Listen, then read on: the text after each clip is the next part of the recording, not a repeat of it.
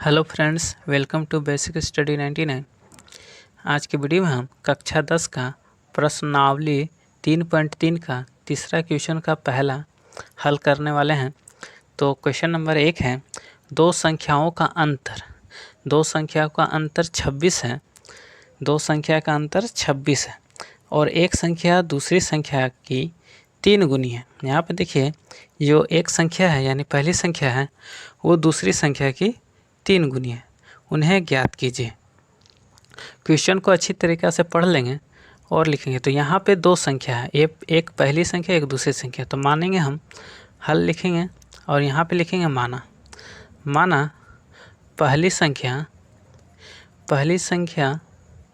x और दूसरी संख्या y है। ये तो हमने मान लिया। अब यहाँ पे क्वेश्चन से चलेंगे तो यहाँ पे लिखेंगे हम प्रश्न से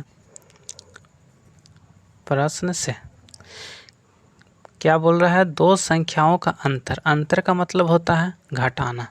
ठीक है, अंतर का मतलब घटाव होता है। तो दो संख्याओं का अंतर, तो पहली संख्या ये हमारा दूसरी संख्या, पहली संख्या x है और दूसरी संख्या y है। ये दो संख्याओं का अंतर मतलब घटाव कितना है, 26 है। तो 26 लिखेंगे। ये हमारा समीकरण 1 हो गया। ठीक है, 26 है, यहाँ तक बन गया। अब आगे पढ़ते हैं। और एक संख्या दूसरी संख्या की 3 गुनी है।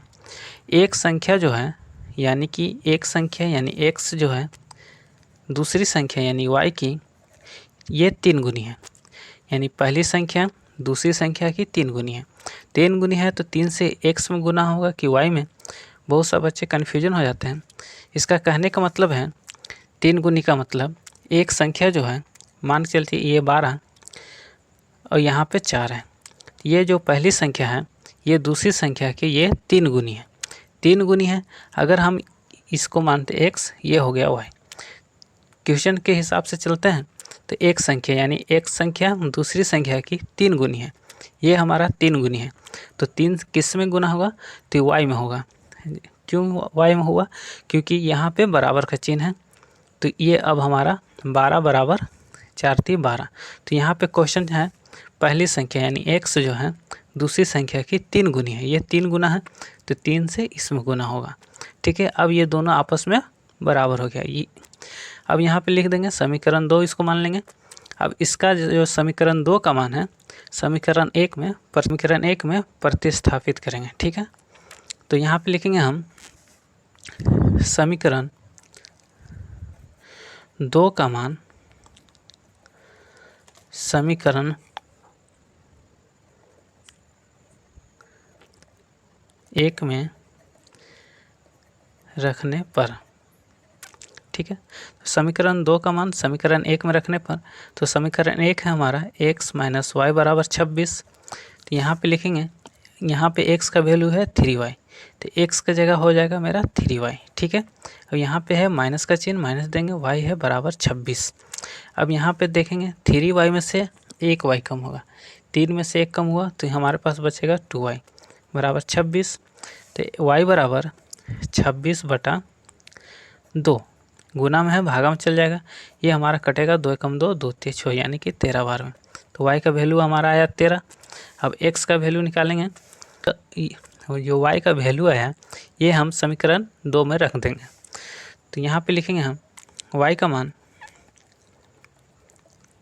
समीकरण 2 में रखने पर।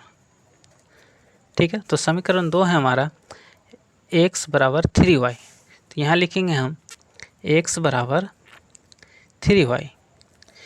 तो x बराबर 3, y का वैल्यू हमारा 13 आया, गुना 13 कर देंगे। यहाँ 13 गुने 3 करेंगे हम, तो 13 × 3 = 39। तो ये जो पहली संख्या है x बराबर यानी आया 39 और दूसरी संख्या हमारा आया y बराबर 13। देखिए इसका 3 गुनी है ये। इस प्रकार से हम जांच भी कर सकते हैं, 13 × 3 = 39, पहली संख्या दूसरी संख्या का 3 गुनी। ये हमारा राइट आंसर बनकर तैयार हो गया।